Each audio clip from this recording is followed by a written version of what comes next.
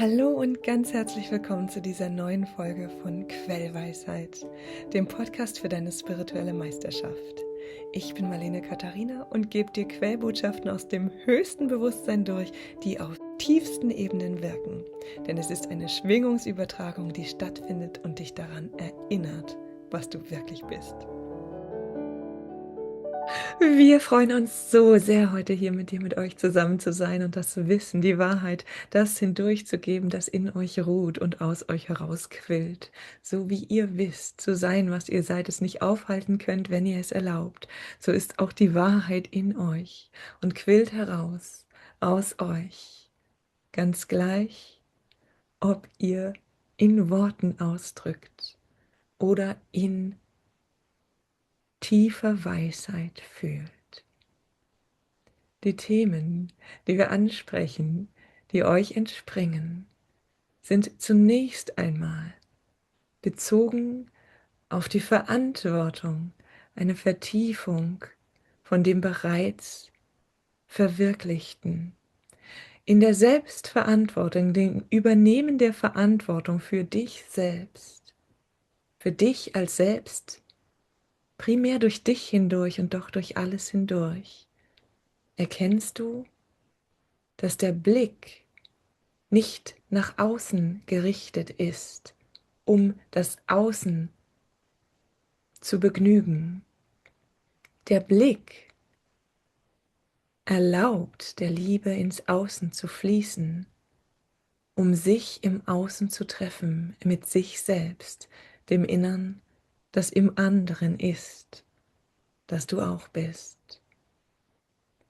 Will sagen, wann immer du im Austausch mit jemandem stehst, fließt Liebe in die Richtung des anderen. Stehst du im Austausch mit jemandem, um verstanden zu werden, welches ein natürlicher Mechanismus ist,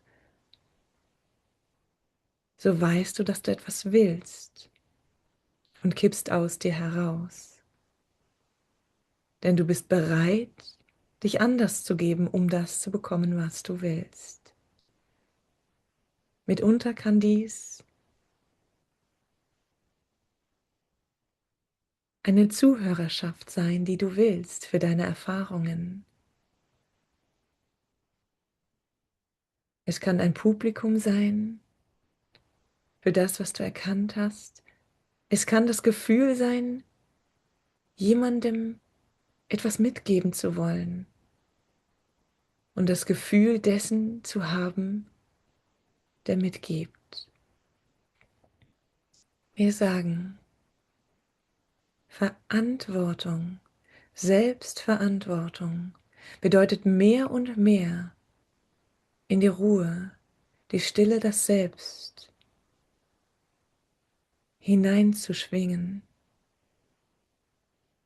nicht aus einem flüchtigen Zustand heraus, nein, aus einer Tiefe des Erlaubens heraus. Der Mensch ist es gewohnt, im Austausch mit anderen zu sein. Der Mensch ist es gewohnt, auf einen gemeinsamen Nenner zu kommen. Und somit ist der Mensch immer wieder bereit, sein Energielevel, sein Frequenzniveau an das des Gegenüber anzupassen.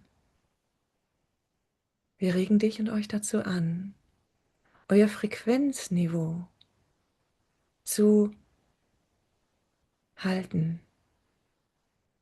Das Halten des Frequenzniveaus bedeutet nicht, mit Kraft etwas aufrechtzuerhalten. Es bedeutet, sich neu und immer wieder neu, in jedem Moment neu für dieses Niveau zu entscheiden. Für dieses dein Energieniveau, für diese deine Frequenz, für diese deine Essenz in Ausdruck. Wie drückt sich Essenz am tiefsten aus? In liebender Stille, in stiller Liebe. Die Liebe braucht keinen Ausdruck. Sie ist ihr Ausdruck im Fühlen, im Gefühltwerden. Und doch, du brauchst nicht bewirken, dass jemand deine Liebe fühlt. Fühlst du die Liebe, so ist die Liebe. Und das ist alles, was zählt in jedem Moment. Fühlst du die Liebe, so ist die Liebe zugänglich für jeden, der sie in der reinsten Form wählt, sie, die Essenz, die Präsenz, die Göttlichkeit, das Sein, die Vollkommenheit. Nicht jeder muss wählen, was du wählst, und doch wählst du aus deiner Kraft des Seins heraus, nicht aus einem Wollen heraus, nicht aus einem verstanden werden wollen heraus, nicht aus einem auf gleicher Ebene mit dem anderen sein wollen heraus. Nein, wählst du die Liebe aus dem Selbstzweck des Liebens, des Liebelebens heraus, so bist du die Liebe. So können die Menschen über dich sagen, was sie wollen, über dich fühlen, was sie wollen, dir andichten, was sie wollen. Die Menschen können dich wahrnehmen, wie sie wollen. Du änderst dadurch nicht deinen Auftritt. Du änderst dadurch nicht, was du bist, was du repräsentierst. Denn du bist nicht mehr in der Repräsentation, bist nicht mehr in der Darstellung, du bist im Sein, in der Authentizität deines Seins. Wir verwenden diesen Begriff hier nur einmal, da er oft und missverständlich verwendet worden ist von den Menschen in dieser Zeit, um sich ein Image zu schaffen, demgemäß sie versuchen zu sein, um diese Darstellungsform so echt wie möglich zu machen, so greifbar wie möglich, so überzeugend wie möglich. Wir sagen, dein natürliches Sein ist Liebe. Diese Liebe ist nicht greifbar, soll nicht greifbar sein und ist doch fühlbar, wird immer fühlbar sein. Für dich und immer für dich in jedem Moment. Indem du Liebe fühlst, weißt du die Liebe und lebst die Liebe und liebst alles, was ist. Denn Liebe kann nur gleichzeitig eines, lieben. Sie kann nicht sortieren. In dem Moment, in dem die Liebe versucht, zu differenzieren zwischen dem, was sie liebt und dem, was sie nicht liebt, ist sie nicht in ihrem Sein, ist sie in einer Trennung, in einem bereits verdrehten Ausdruck ihrer selbst. Die Wahrhaftigkeit also, die Wahrhaftigkeit deiner selbst ist immer und einzig und allein im Lieben. Liebst du, so ist alles andere, alles, was du tust, einerlei und doch echt, denn du liebst und bist, was du bist. Dies zu begreifen, ist den Menschen, die weit gegangen sind, um viel zu ergründen, zu verstehen, nicht gar so. Wir sagen greifbar und doch fühlbar ist es für jeden, für jeden, für jeden. Wir sagen nicht, dass jeder es fühlt, wir sagen, es ist fühlbar für jeden. Situationen, in denen du anderen Menschen begegnest und fühlst, dass sie möglicherweise deinem Gesprächsstrang nicht mehr folgen wollen, nicht einverstanden sind mit dem, was du sprichst, keine Kapazität haben, dem zu lauschen, was du teilen willst. Situationen wie diese laden dich dazu ein,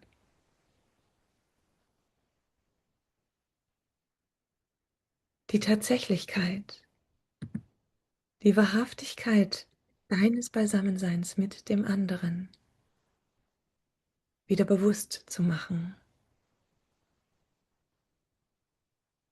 Warum bist du mit dem anderen zusammen? Warum?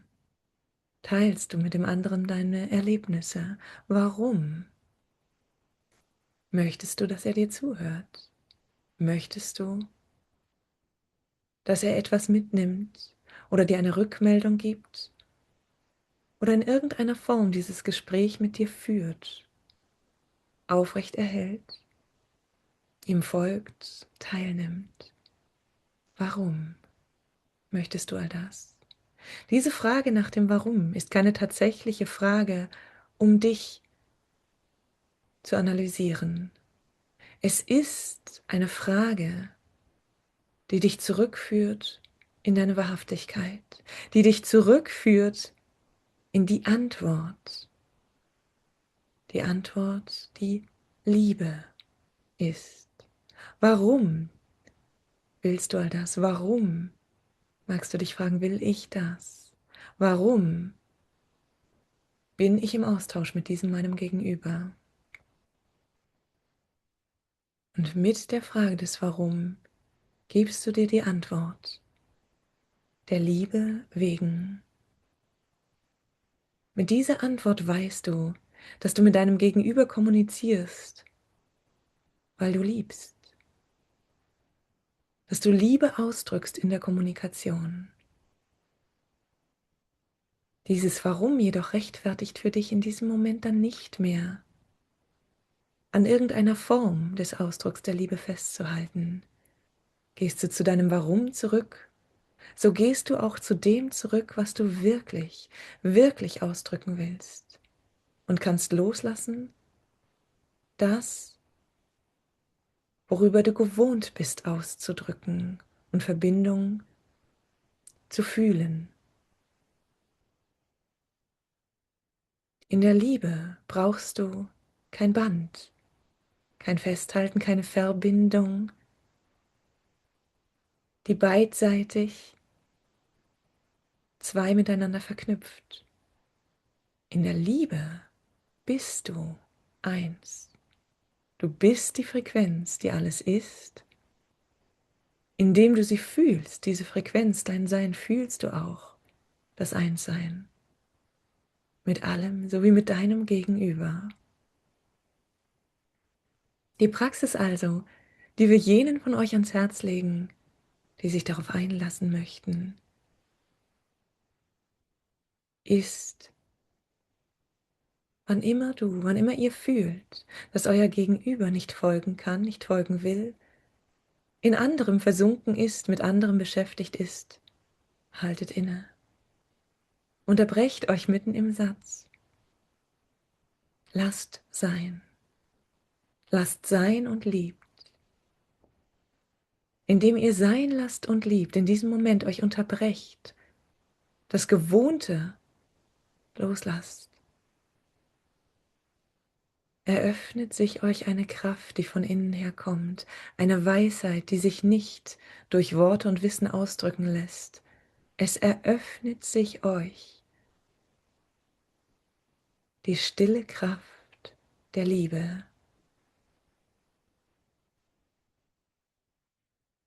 die Kraft der Liebe in Stille. Es mag für euch ungewöhnlich, unbequem sein, innezuhalten, inmitten des Flusses, inmitten dessen, was ihr gewohnt seid, inmitten des Gespräches. Experimentiert ihr damit? Löst ihr euch von dem Wollen, von dem anderen etwas wollen, vom Gesprächspartner eine Teilnahme wollen? Zu Anfang, im Prozess des Übens, werdet ihr merken, dass hier und da Emotionen aufkommen, Missmut, Unzufriedenheit, nicht verstanden sein, Enttäuschung darüber, dass das Gegenüber vielleicht nicht einmal bemerkt, dass ihr euch mitten im Satz, mitten im Redefluss unterbrochen habt, dass ihr einfach still geworden seid, dass ihr in die Liebe gegangen seid. Und es mag sein, dass euch nicht sogleich gelingt, in die Liebe zu gehen, und doch, mit jedem Mal, dass ihr es übt, füllt sich der Raum eures Herzens spontaner mit Liebe, selbstverständlicher mit Liebe, könnt ihr mehr, vollkommener loslassen, den eben noch gelebten Fluss des Gesprächs, das Gewohnte, und könnt jedes Mal mehr eure Kraft des Seins erleben, im einfach Sein, im diejenige sein, die erlaubt, die sich erlaubt, zurückzugehen, die sich erlaubt, der sich erlaubt, frei zu sein, frei von der Erwartung des Gesprächs und Gesprächspartners, frei vor allem von der Erwartung, die du selbst in dir trägst, frei von den Routinen, von den Handlungen, die dir so vertraut sind, dass du sie für selbstverständlich hältst, dass sie dir Sicherheit geben. Frei, frei zu sein, in jedem Moment. Die Verantwortung also in einem Gespräch für das, was gesagt wird, liegt immer bei dir, wenn es um das geht, was du sagst.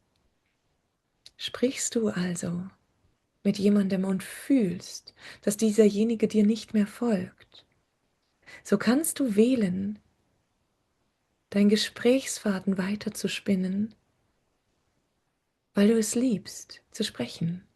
Du weißt dann, dass es dein Wunsch ist, dich auszudrücken in Liebe. Nicht für den anderen, nein, für dich. In dieser Aufrichtigkeit kannst du es lieben, weiterzusprechen, kannst für dich anerkennen, dass es dir ein Bedürfnis ist, weiterzusprechen, ohne dass du es mit einer Erwartung dem anderen gegenüber verknüpfst.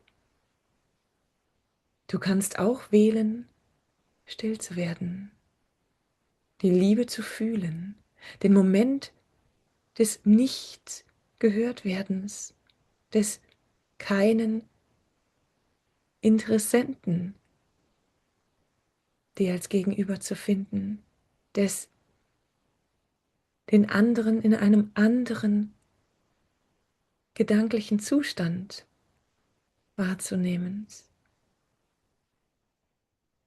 nutzen, um in die Stille zu gehen, in die Liebe zurückzuerlauben, in der ursprünglichen Kraft, in der reinen Form. Es gibt hier keine Wertung.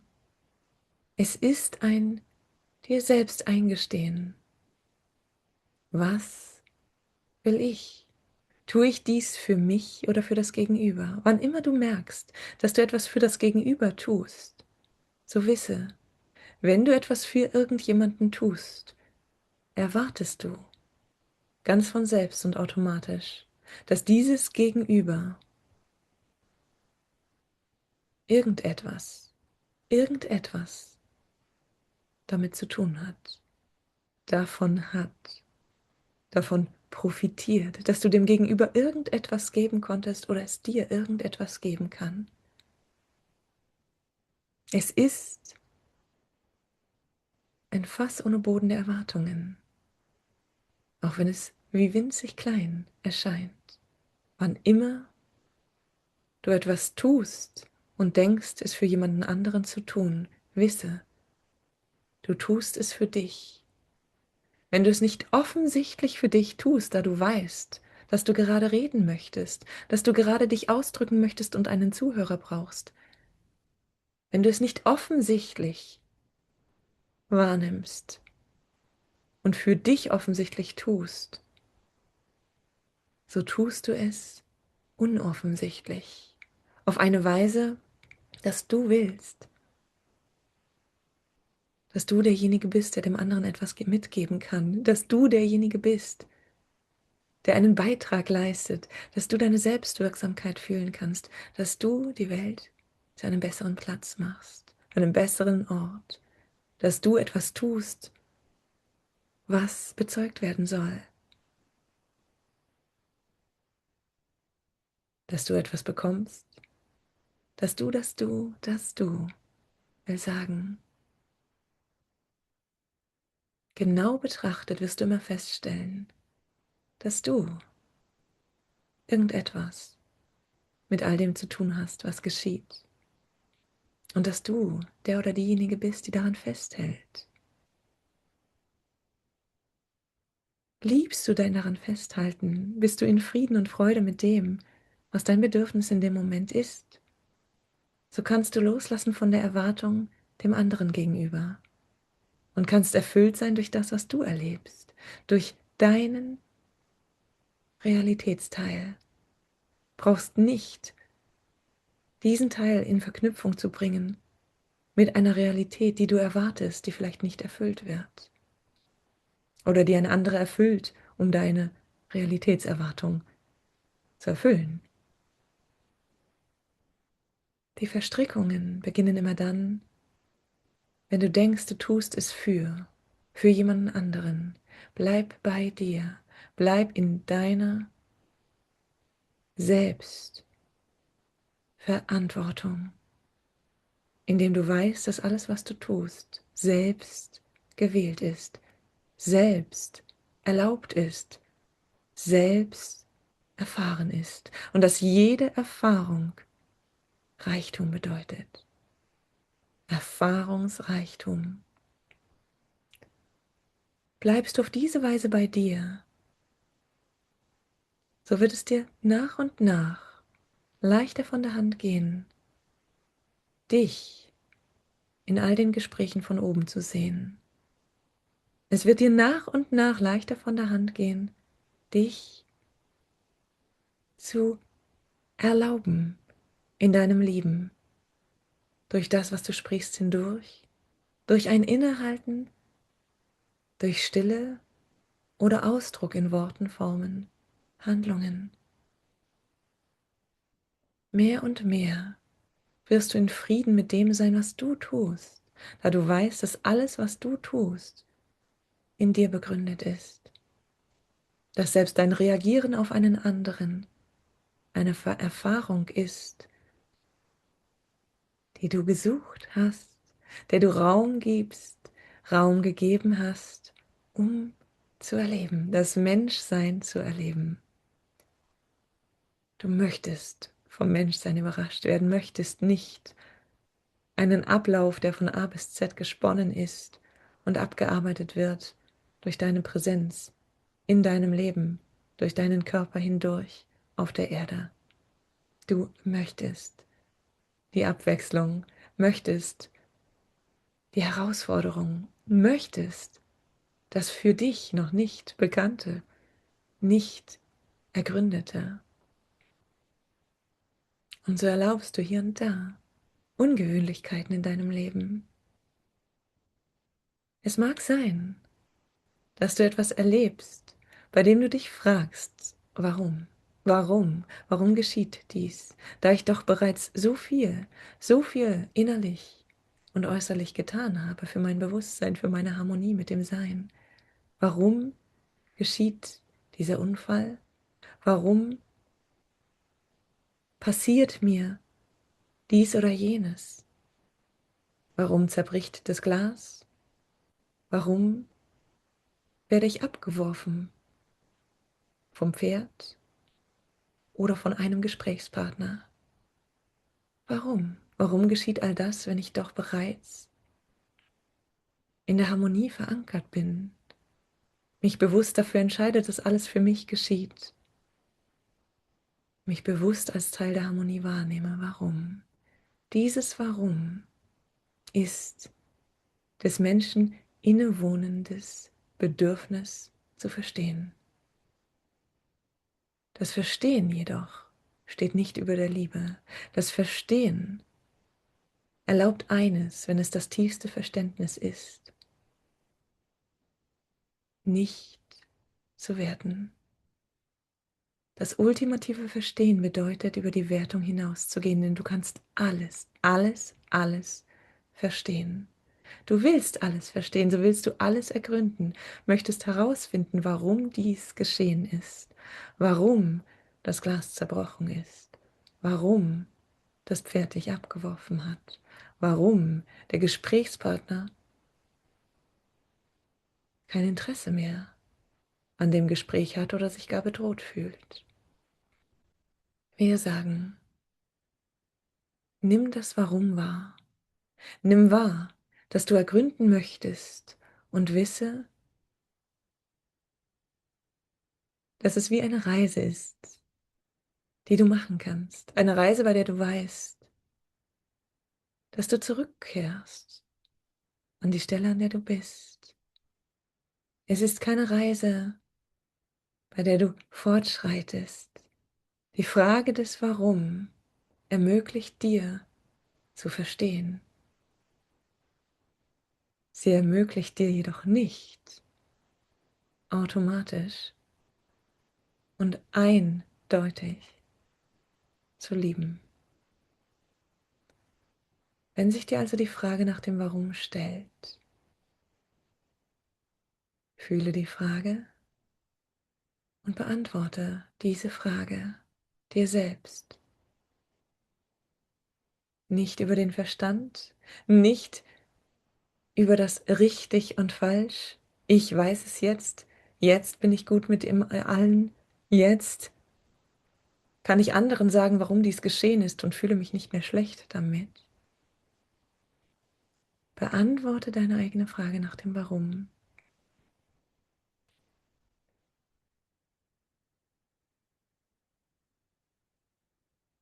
Mit der Harmonie. Deine Antwort auf die Frage, warum ist dies geschehen, sagt, weil es Teil der Harmonie ist. Weil die Harmonie bedeutet, sich allem hingeben zu können, sich allem stellen zu können, ohne es zu werten und alles in Harmonie miteinander wahrnehmen zu können. Das Erlebnis des zerspringenden Glases ist eines, in dem eine Form in eine andere übertritt, in dem sich etwas Altes verabschiedet, in dem Materie, sichtbar und fühlbar, eine Transformation unterstreicht. Du musst nicht wissen, welche Transformation stattgefunden hat. Du musst nicht einmal wissen, weshalb eine Transformation stattgefunden hat und notwendig war. Du musst nicht einmal wissen, ob es eine Transformation war, die durch das Zerspringen des Glases stattgefunden hat und verkörpert wurde. Du weißt, dass dieses Zerspringen des Glases ein Wunder, ein göttliches Wunder war, welches auf vollkommene Weise sich in die Harmonie einbettet und einbettete.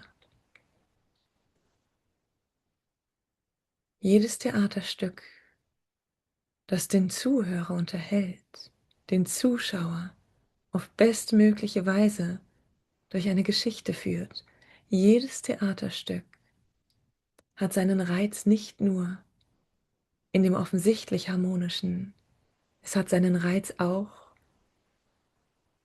in der Aufregung, in den Dissonanzen, in dem, wo es mal anders läuft als erwartet, in dem, wo der Alltag durchbrochen wird durch Ungewöhnlichkeiten.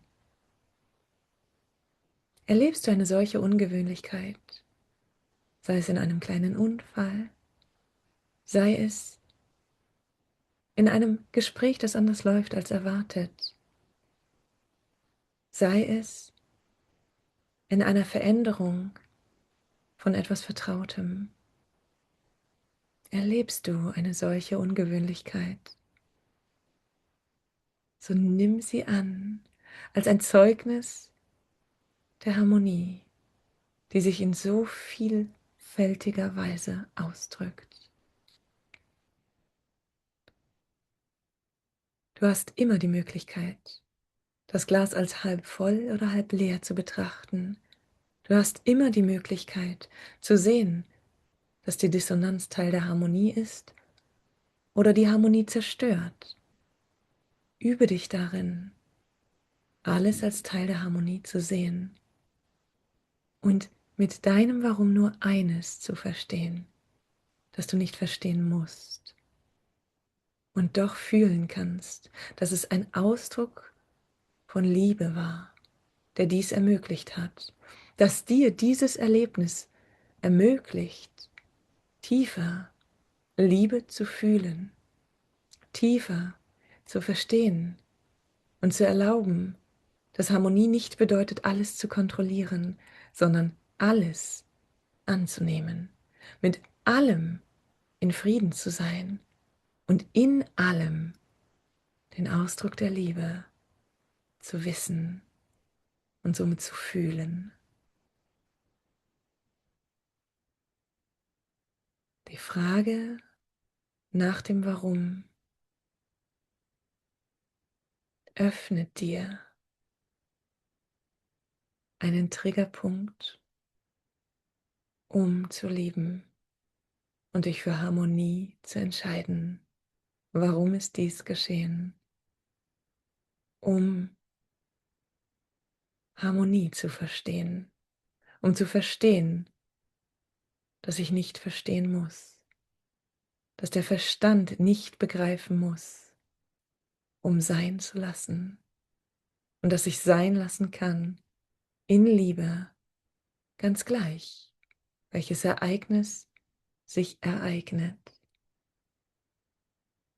Warum fragt der Mensch nach dem Warum? So mögt ihn nun fragen.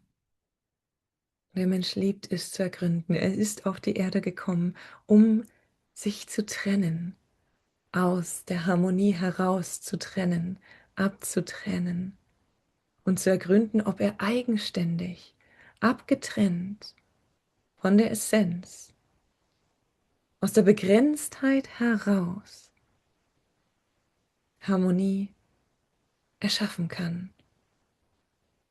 einen guten Ablauf der Dinge erschaffen kann, eine gute Welt erschaffen kann, ein gutes Leben für sich und andere erschaffen kann. Er hat sich eine Realität geschaffen, die er meint kontrollieren zu können, die er meint verstehen zu können, um sie kontrollieren zu können. Hier findet sich die Frage nach dem Warum.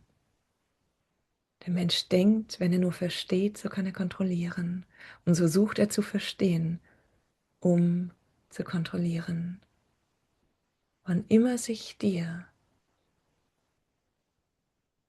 das Versuchen zu verstehen anzeigt,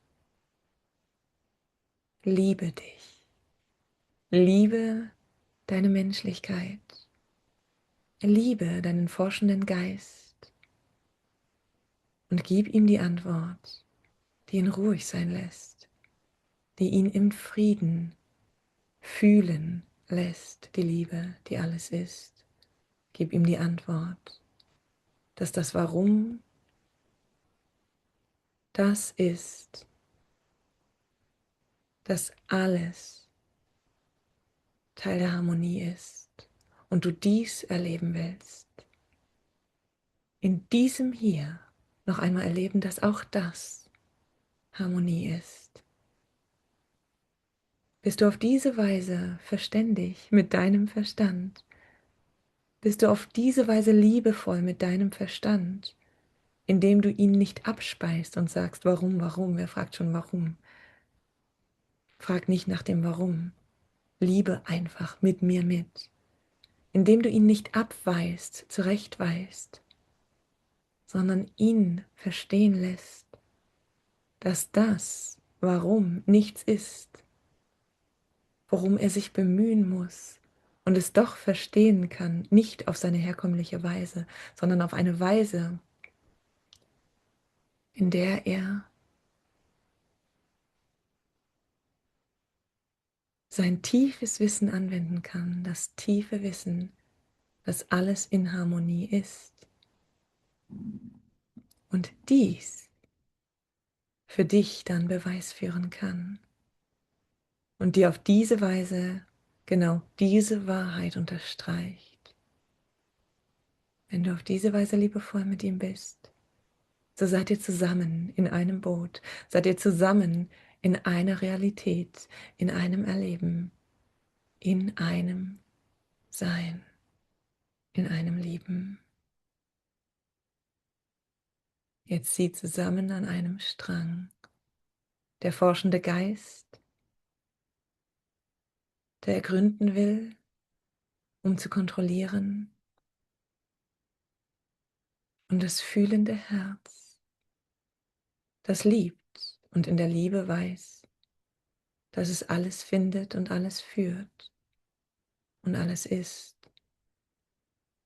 und somit den Geist beruhigen kann, den Geist besänftigt, den Geist liebt und dem Geist seine Freiheit zurückerteilt, indem er sein kann, weit über das hinaus, was er denkt zu sein, und fühlen kann, statt zu denken, fühlen kann, sich einbringen kann mit seiner Klarheit, sich einbringen kann auf greifbare Weise und doch unbegrenzt.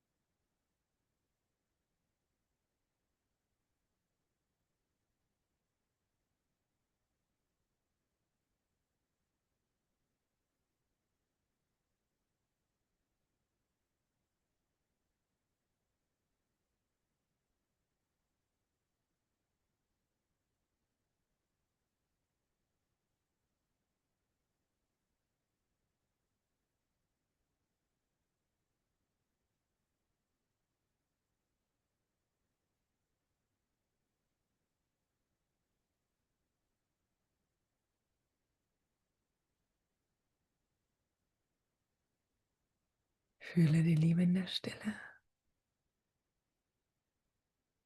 Sei still in der Liebe. Diese tiefe Botschaft ist, was in so vielfältigem Ausdruck durch den Menschen versucht wurde zu transmittieren, zu übermitteln.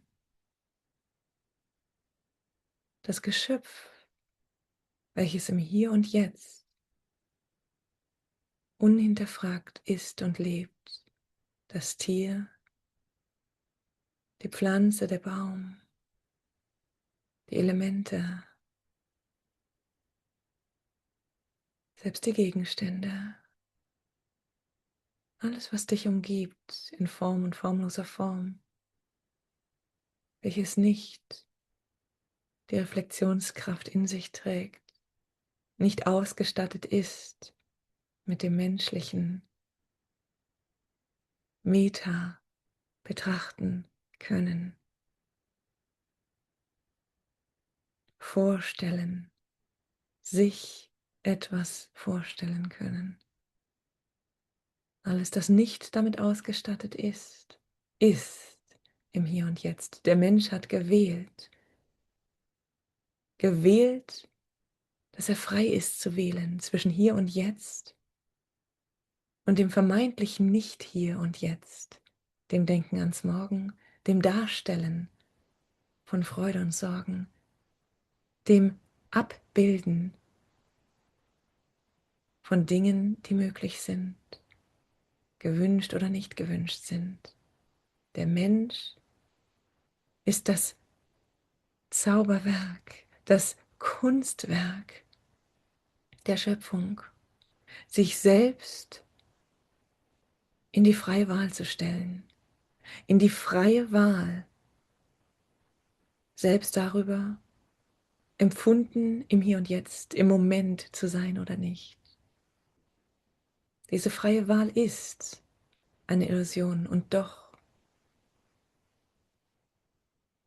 ist es möglich, hat sich der Gott Mensch ermöglicht, die freie Wahl nahezu vollständig abzubilden. Und somit ist es dem Menschen gewährt, sich im Hier und Jetzt zu befinden und das Gefühl zu haben, woanders zu sein. Im Hier und Jetzt präsent zu sein und das Gefühl zu haben, in einer Realität zu sein von gestern oder morgen. Eine Realität zu imaginieren, die scheinbar nicht das Hier und Jetzt ist. Wir sagen, alles ist hier und jetzt. Die imaginierte Realität ist hier und jetzt. Manifestiert oder nicht manifestiert in dreidimensionaler Form oder nicht verdichteter Form. Alles, was im Hier und Jetzt stattfindet, ist das Hier und Jetzt, ist Ausdruck vom Hier und Jetzt. Dem Menschen, dem das bewusst ist, dem ist auch klar, dass er in jedem Moment, mit jedem Gedanken, mit allem, was er nährt, Realitäten schafft. Und er wird bewusster, verantwortungsbewusster mit dem, was er denkt, mit den Realitäten, denen er Aufmerksamkeit schenkt, denen er hier und jetzt Sein schenkt.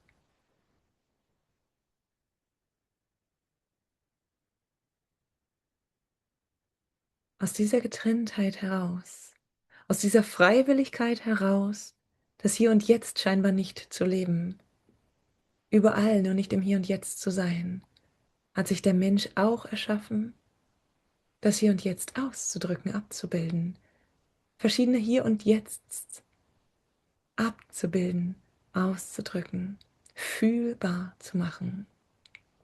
Und so ist die Kunst und die Kultur genau ein solcher Ausdruck, eine Möglichkeit, verschiedene Hier und Jetzt ins Hier und Jetzt zu bringen, zu eröffnen, dem Menschen, der sich in seinem Hier und Jetzt, in seiner Realität gefangen fühlt, in eine andere hinein zu erlauben, eine andere Realität, ein anderes Hier und Jetzt. Es ist, als würde der Mensch sich 1000 Räume erschaffen, nicht nur einen Raum, in den er hinein inkarniert und dann wieder in einen anderen Raum zurückgeht, nein, 1000 Räume, zwischen denen er wechseln kann, während er in einem Körper inkarniert ist. Und so ist die Kunst, die Kultur, die Musik eine Möglichkeit, Erfahrungen zu öffnen. Sie ist niemals eine Möglichkeit, Erfahrungen zu erzwingen, zu geben, zu übermitteln. Sie ist immer ein Öffnen von Räumen, denn niemals kann irgendeine Kunst, irgendeine Musik, irgendetwas Schönes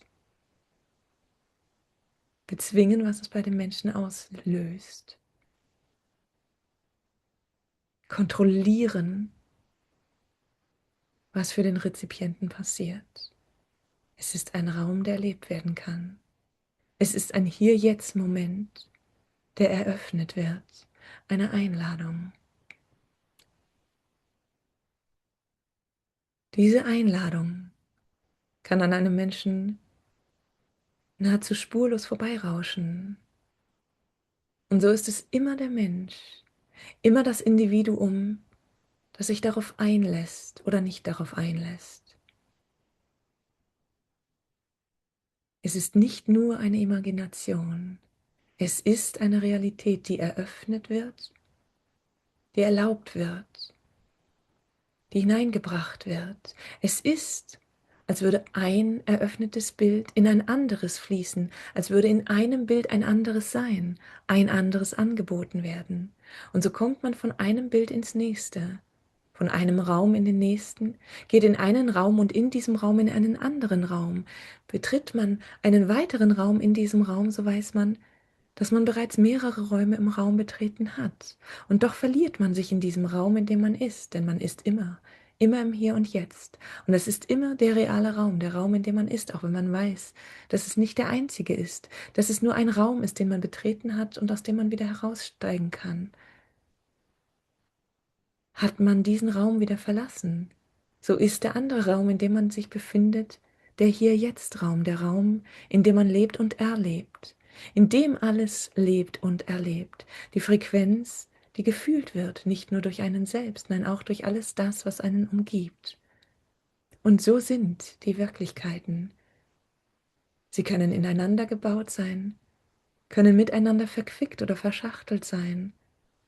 Du hast immer die Möglichkeit, aus einer Realität herauszutreten, in deiner Form, nicht nur, indem du deine Form verlässt. Der Mensch begreift und er versucht alles zu begreifen, was ihm nicht möglich ist, wenn er vom Verstand herkommt. Mit dem Verstand her versucht alles zu begreifen. Der Mensch jedoch begreift, dass der Moment, den er lebt, einer von vielen ist.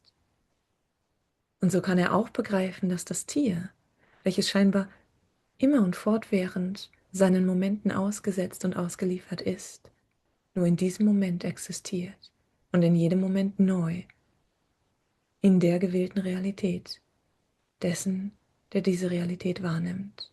Du wirst niemals wissen, ob dieses Tier tatsächlich oder nur ein Hologramm ist.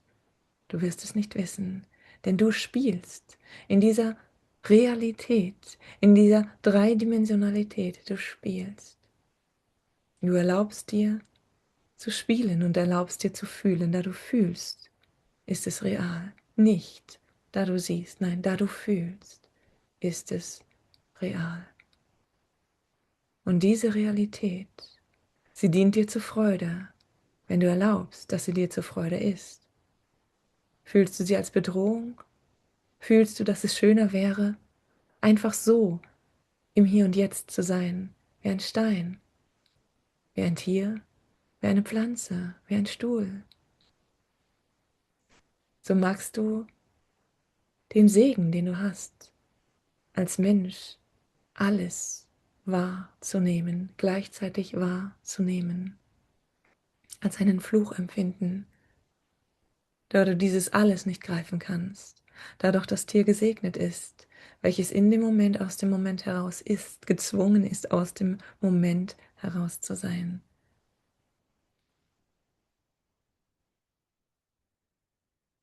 Tief in dir drin weißt du jedoch, dass du gewählt hast, Mensch zu sein, dass du gewählt hast, als Gottbewusstsein im menschlichen Körper dir deiner Göttlichkeit wieder bewusst zu sein.